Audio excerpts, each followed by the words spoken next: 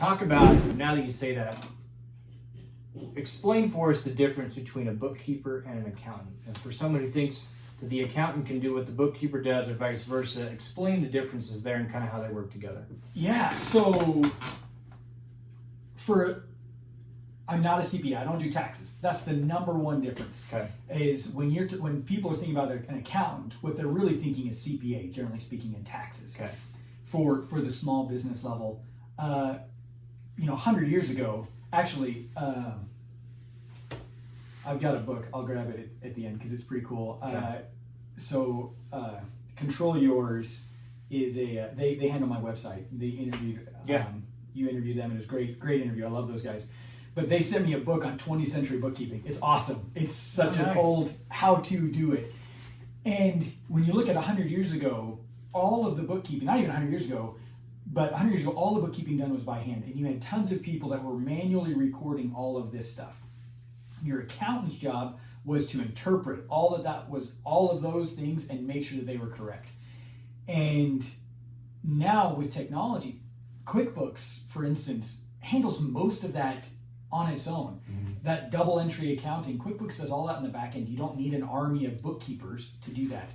So the accountant bookkeeper role has really blurred quite a bit because there's really nothing as far as looking at financials and understanding what's going on that the accountant can do that I can't do, that I can't learn, but I don't do taxes.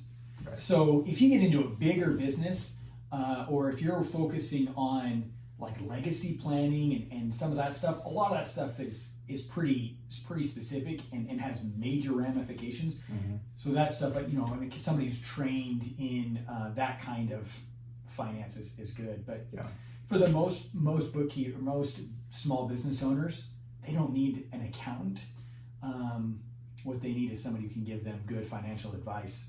And your bookkeeper can do that. Got it. Okay. I think it's a good distinction, and that's something that I've learned by working with you, just kind of what the differences are there. And I think that's good for people that think that their accountant's going to do this for them or keep it organized. That's not necessarily the case. No, they tell you, they give you the end result. Right.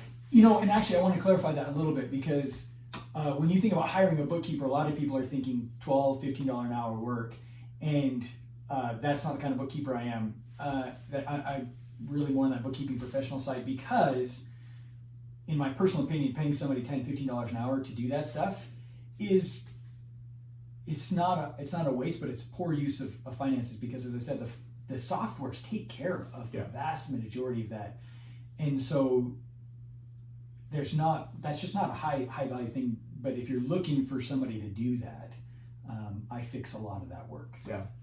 Got it. It's just get a good bookkeeping professional. You're not going to spend $15 an hour. It'll be more. Right. It makes a lot of sense.